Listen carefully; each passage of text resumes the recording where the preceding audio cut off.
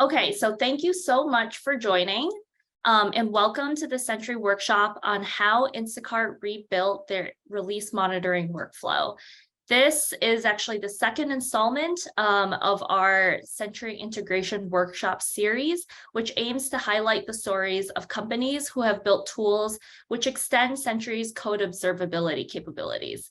So in this episode, I am super excited to have Igor here from Instacart to share how his company built an internal integration to help his team automatically analyze software releases of their front end and back end services.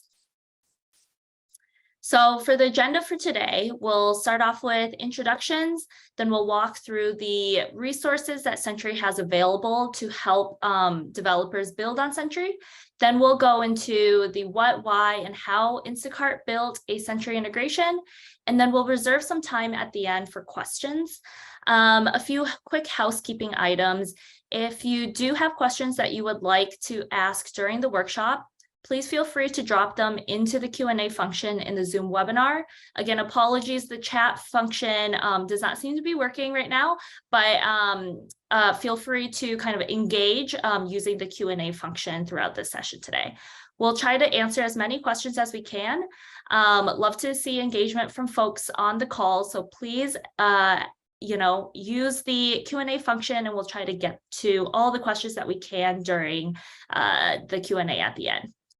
We'll also be releasing a few poll questions during this session, so just be sure to look out for that and answer along as they come in. And also this workshop will be recorded and we will share this out with everyone through email afterwards. So if you have any friends who couldn't make it today, they'll still be able to view the recording as long as they registered through the landing page. And finally, there will be a survey that pops up at the end of this workshop. If you mind taking just a few moments to answer a few of the questions about your experience today, that would be greatly appreciated as it helps our team make sure that we are delivering valuable content for you all. Awesome. So we have two speakers today. We have Igor Dobrovitski, infrastructure software engineer from Instacart, who will be sharing his story with us. And on the Sentry side, we have Dhrumil Parekh, product manager here at Sentry, who will share a little bit about how folks can build on Sentry and also be here to answer any questions you have afterwards. So without further ado, Dhrumil, I will pass it on over to you. All right, thanks, Angela. So I'll just share my screen. Yep. So you can see my screen, right? Think we're good? Okay, thank you. Hi, everyone. So I'm Dhrumil. I am a senior product manager at Sentry, and I'm really excited to see all of you in this webinar. And Sentry helps you fix issues in your app. That's what we do best. And we also want to work well with your developer workflows. We realize that developers can have unique needs for their workflows. And this is why Sentry has built an integration platform that developers can use to integrate Sentry more closely in the way that you want to use it. Sentry is committed to meeting developers where they are, in the context that matters to them. In practice, this translates to offering developers flexibility in how they consume Sentry. So we built an integration platform and we have Sentry Web APIs. And these are two powerful ways in which you can integrate Sentry into any of your workflows. So firstly, I'll just briefly speak a bit about our integration platform. The integration platform allows you to build custom internal integrations as well as public integrations that can be used by mutual customers. Integration platform provides you two things. One, you can leverage Sentry webhooks. You can subscribe to webhooks that inform you about an issue creation or a state change in Sentry, or you can listen to webhooks that inform you when an alert rule gets triggered. You can also embed certain custom UI components into the Sentry app itself. For example, you can have a stat trace link that links to a source code repository that we don't support today, or you could directly create an issue in a third-party issue management system through an alert rule, or it could be through the Sentry issue itself. And these are all capabilities that you can leverage using our integration platform. Additionally, Sentry also has a rich collection of web APIs that you can use to integrate closely with us. We have 50 plus web APIs that allow you to use Sentry where you'd like to. These APIs allow you to use the functionality that you use in Sentry in-app, including doing things like retrieving all the events for a Sentry project or an issue, updating an issue, and so on. These APIs perform at scale and support several queryable parameters to give you the flexibility to use them as needed. And we definitely should have a look at some of the resources we have for integration platform. We have it well documented, and we also have an example app, which is basically a Kanban board that is reading the issues that come into Sentry and renders it accordingly. And it's a great example of seeing how you can use all the features that we have in the integration platform today. And Sentry's integration platform has already been used by several third-party companies to build public integrations for our mutual customers. Some of the most popular use cases are issue tracking, alerting, release management. And customers can easily create custom internal integrations using our APIs. And that's exactly what Igor is going to be talking about. He's basically worked on building an internal integration with Instacart, and I will hand it over to him now. So pretty excited to hear what Igor has to say about this. So Igor, over to you. Okay, let me share my screen.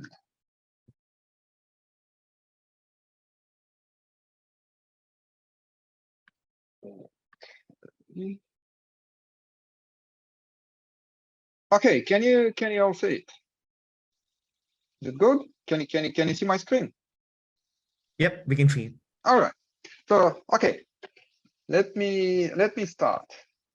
So hi everyone, my name is Igor, and I am an infrastructure software engineer at Instacart. And my team is an infrastructure team, so we work on cloud infrastructure, observability, developer productivity, build and deploy. And the project that we are going to speak today definitely falls into this infrastructure category. So we are going to talk about how we improved the accuracy of our canary analysis at Instacart. And before everything, let's talk a little bit about what automated canary analysis is. This is a technology that I have seen adopted in the past few years across many companies.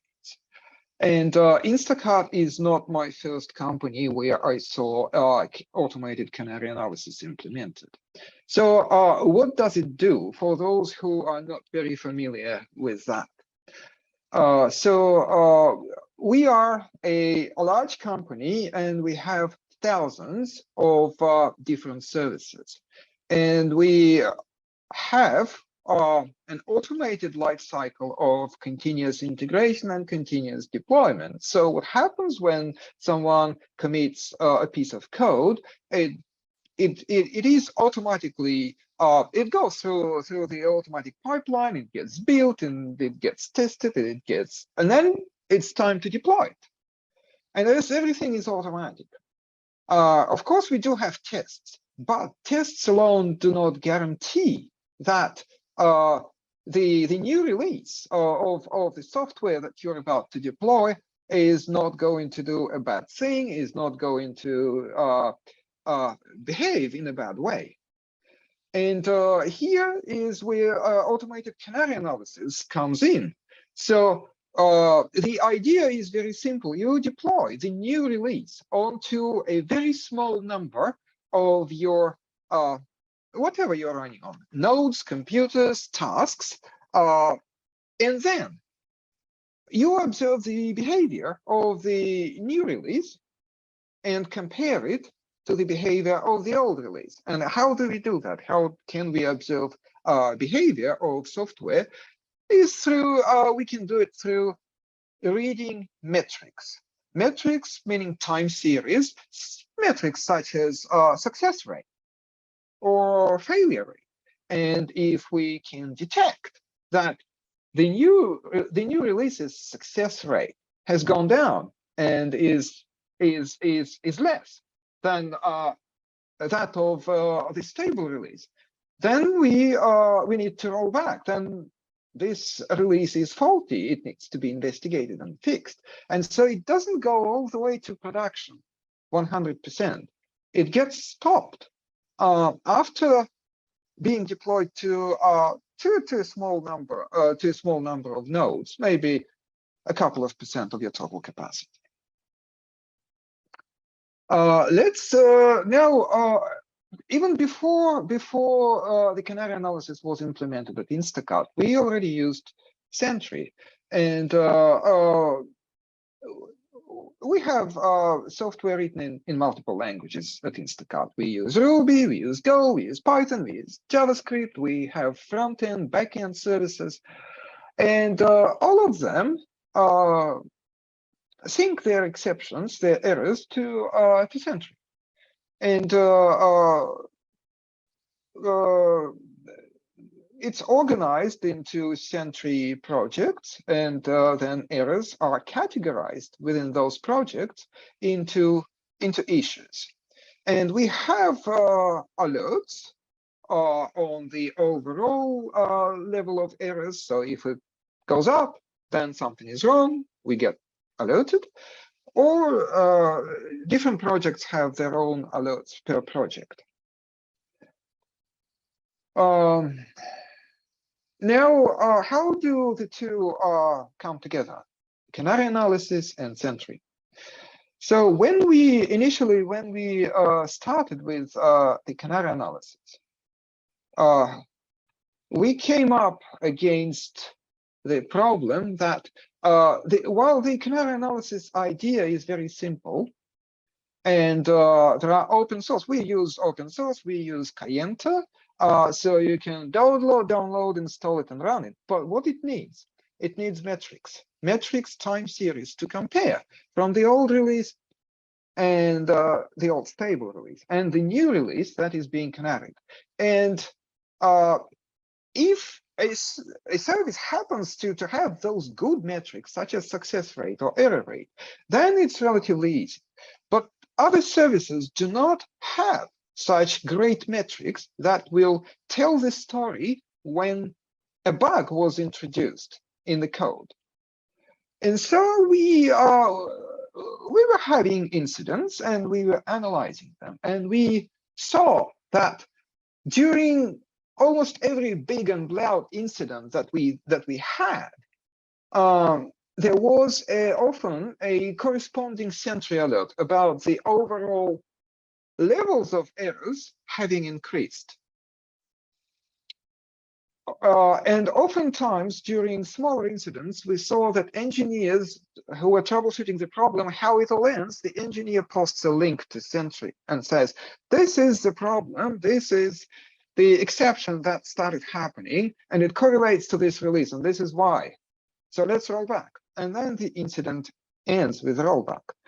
So it looks like the idea is simple. If your new software release starts throwing more exceptions than the stable release, then you should investigate.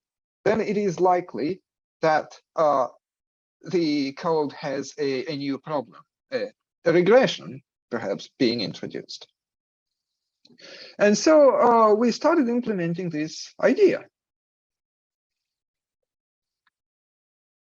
This is what our canary analysis, our canary system looked like before the integration with Sentry. So we have a Kayenta judge. So we have a deploy manager that actually initiates deploys. And it simultaneously deploys the old release and the new release onto two sets of tasks in the cloud.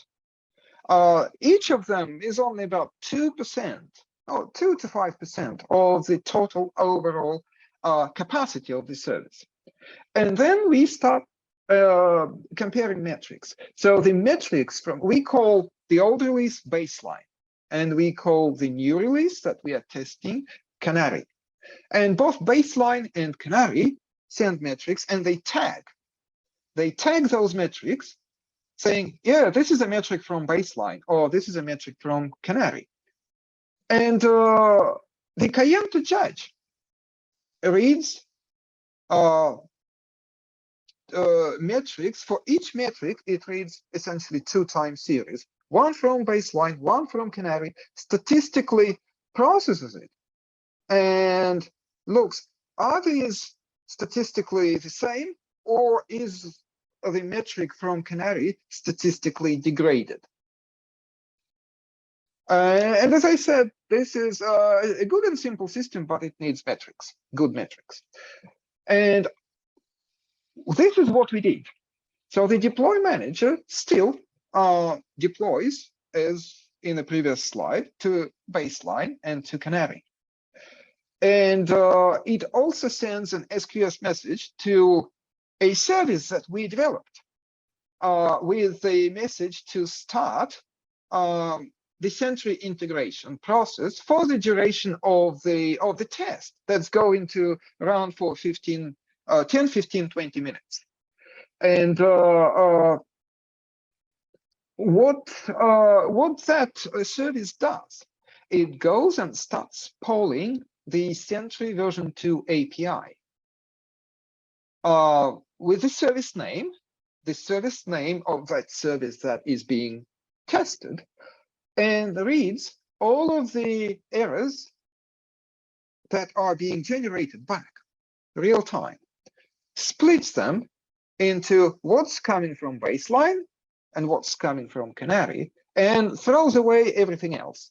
So baseline and canary would only account each for about 2% of the overall traffic for the whole service, and analyzes these 2 time series that it now has, one from baseline, one from canary. So in what we analyze is we simply add all of the exceptions together and have a running count every 10 seconds.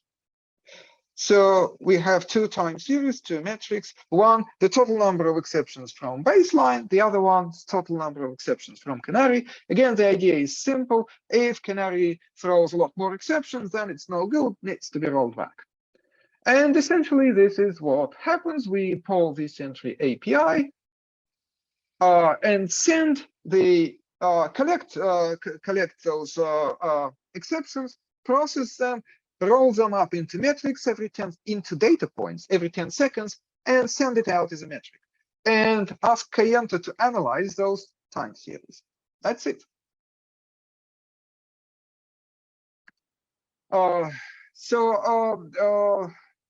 When we developed this, when we designed it, we had a few alternatives as to how do we read the exceptions from Sentry. And in fact, we also had some alternatives. Maybe we want to send exceptions straight by passing Sentry straight as metrics, but we didn't do it. So why did we take the design decisions that we did? So let's take a look at what Sentry, how you can get your read your errors back from Sentry. You can use the API as we did, or you can use SQS. Sentry allows for you to they can send your errors, your exceptions back to you over an SQS queue, and you can read them back and do whatever you want with them. And in a similar fashion, you can utilize webhooks. You stand up a service and give Sentry the endpoint, and every exception is echoed back via the API that you provide. But when we compare the 2 alternative approaches to the API, we can see that in these approaches, it's a push. So Sentry does not know what we are canarying which particular service and when. So it has to send everything to us, and we will read all of the exceptions from each of the services every second, 24/7, and then throw away 99.99% of everything, and just to get to the few exceptions that we are interested in. And then, of course, if we used webhooks, we would need to stand up a service that would need a decent throughput and be highly available. And using the API is a pull method. We only ask for what we want when we want. And then let's see how it all works. So I've picked an example of an event where Canary was faulty, was found to be throwing an excessive number of exceptions, and everything got rolled back. So as we can see here, the baseline, total number of errors is the orange line, and it's about 15 per 10 seconds. And the blue line represents the Canary level of exceptions, and that is a lot higher. Statistically, we can see something's going on here, like 35 on average per 10 seconds. And that is enough to fail the release, roll it back, which we did. And then we can see, so I was saying that we analyze the total number of exceptions. We sum them up. But those exceptions, Sentry categorizes errors into different issues, and an issue is essentially a type of exception. So we do have multiple time series, in fact, because we tag each data point, each error, each Sentry, that when they send exceptions back to us, they have a tag for issue ID. So we essentially can produce these graphs. And we can see that, yes, the Canary, the baseline, which is the top graph, that's our 15 exceptions per 10 seconds, but they are split into issues. This is a stacked graph. And so similarly, at the below graph, we can see a breakdown for Canary. And engineers, when they troubleshoot, a rollback, they see these graphs, and they can do this. So they can, by looking at the graphs here, they found out that there was a new exception that was not in the baseline, but what was in the Canary, and that this is the issue ID starting with 328. And that was responsible for the bulk of the difference between baseline and Canary. So they go take a look at the new exceptions, and they know where in the code it was introduced. So it makes it easy to solve the problem, to fix the problem. And the results, overall, the results of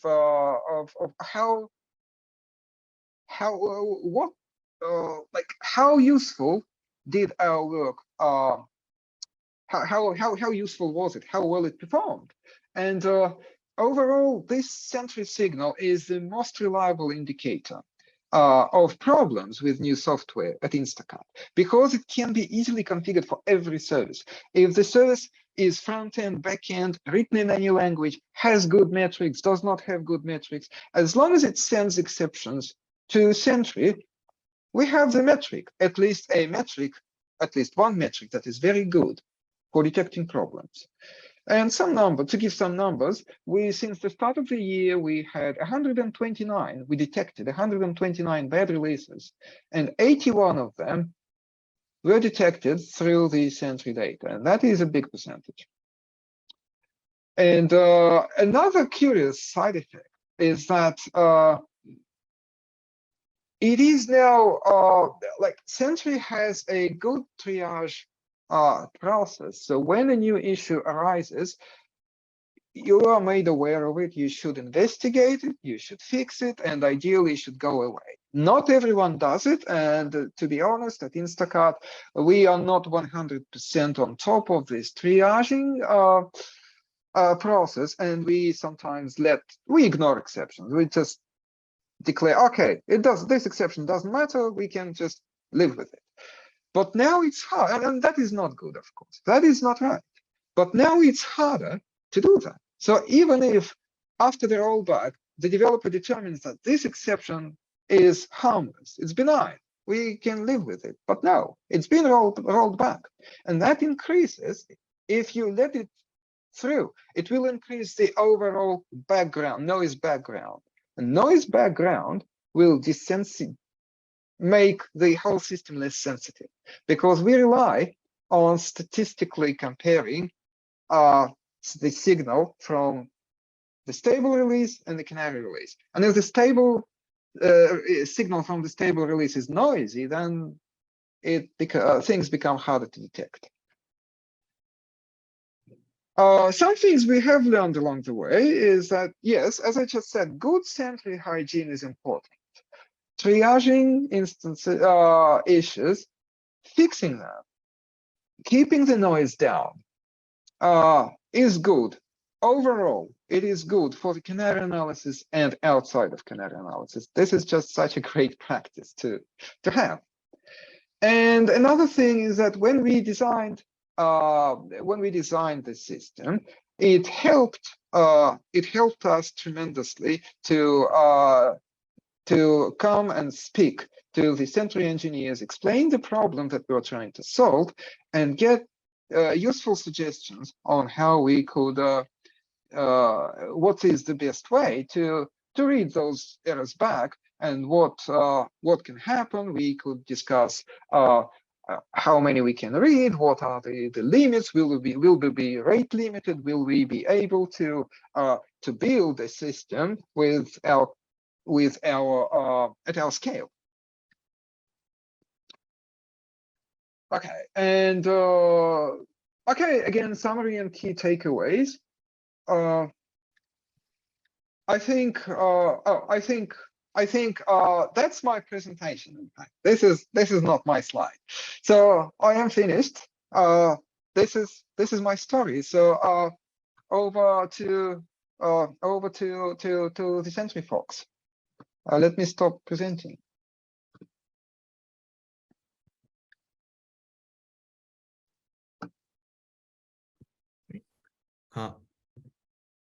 Thanks a lot, Igor, for walking us through this use case.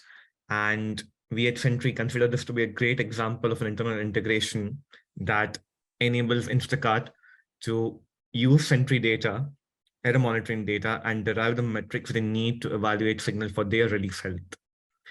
And this is just one example of how an internal integration with Sentry can be used.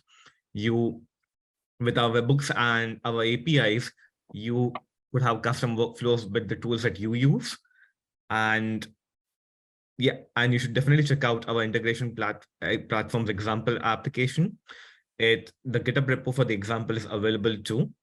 And our integration platform and APIs will help you integrate Sentry where you need in your workflow. When a developer views an issue at Sentry, we want them to get the context they need to easily triage and fix bugs in their codes. And we're delighted that Instacart was able to find high-value signal from Sentry issues too. And we continue to make improvements to ensure developers get a high signal for their Sentry issues. And it's something that we're always open to hearing from you guys on when you think something's a noisy issue, something's not useful. We definitely are very, very, we'd love to hear feedback. So please feel free to tweet at us, use our social media, or just use the support tickets to give us feedback. We definitely appreciate all the feedback that we get from all of you, all the developers that use Sentry. And thanks a lot for attending the call. And I'll hand it over to Angela for going over the Q&A part of this call. All right, thank you, Dhrumil and Igor, for sharing your story with us. We'll jump into Q&A now. We have a few questions that are already in the Q&A function, but feel free to add additional ones right now. Okay, so the first one, this goes to Igor. What kind of errors are you looking for or are you experiencing during the Canary deploys? Are they UX initiated errors or bad code that doesn't compile properly? Okay, so yes, so our this integration is useful for the services that are written in object-oriented languages that throw exceptions. So when and again, let's be language agnostic here. So whether it's Ruby, whether it's Python, Java, or JavaScript, they all throw exceptions that may propagate all the way up. But all quote or unquote, what happens to them? And what happens to them is that they get sent to Sentry eventually. And this is what these are the errors that we simply counting. So there is a stream, and it could be indeed, it could be something that was generated from someone that was clicking on screen on something and JavaScript generated an exception, and that propagates and goes to Sentry. So we or for backend, it could be another like exceptions on it. No, anything at all, like you name it. And all we do is read the counts of what the old release sends and what the new release sends. The errors are exceptions. It's not bad code that doesn't compile properly, because if it does not compile, then the CI/CD integration stops at the compilation stage and says, well, I cannot deploy this. I cannot even compile this. So this is when this is happening as the first step in deployment, in production deployment. That's my answer. Awesome, thank you. The next one, I believe this is also to you, Igor. What is the load for the tested service? What generates the exceptions? And do you expose potentially faulty service to the end users or run automated tests? Okay, so what is the load for the tested service? It is what we have different services, and we deploy and run them, and the automated Canary analysis system observes the metrics that that are emitted by that software. But the software that is running, it doesn't know anything about the Canary analysis. The Canary analysis is a passive tool that sits in the corner quietly and looks at the metrics. So it has no it has no influence on the service and cannot change the service's load. So the service just runs, and we run two releases in parallel and compare them. What generates exceptions? Well, okay, so do we potentially expose potentially faulty service to the end users?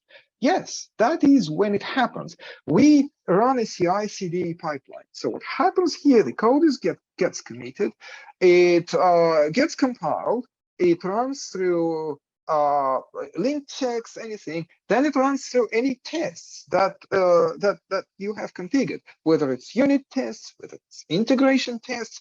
It depends from service to service. Some services lend themselves more to unit tests or integration tests, others don't. Whatever tests are available, they run. And then after we have passed all testing, we need to deploy. And before the Canary analysis, we will just go and deploy.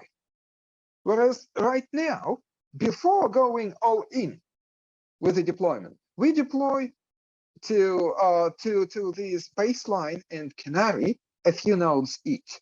And and compare. This is the last test before the full deployment. How does it behave after all the tests have passed? How does it behave with the real traffic? That is a real traffic, real usage test, absolutely with real users using it. And real using, if in case real usage resulting in the exceptions that are being generated. That's the answer. Awesome. Thank you. Okay, we have one more question. Do API queries count toward issue quota? So I'll take that one. No, they do not. We do have rate limits, and I'll just share that link with you guys. So there is a rate limit of about 40 requests per second that can be made to the API, to our APIs, but using our APIs does not count towards the issue quota. Awesome. Thank you. That seems to be all of the questions we have. If you have any additional comments or questions that you think of later, you can email webinars@sentry.io or reply directly to the post-event email, which you should be receiving in the next day or two, and we will try to get them answered for you.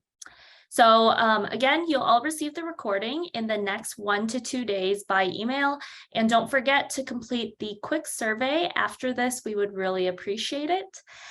So that is all for today. I want to thank Igor for sharing your integration story with us.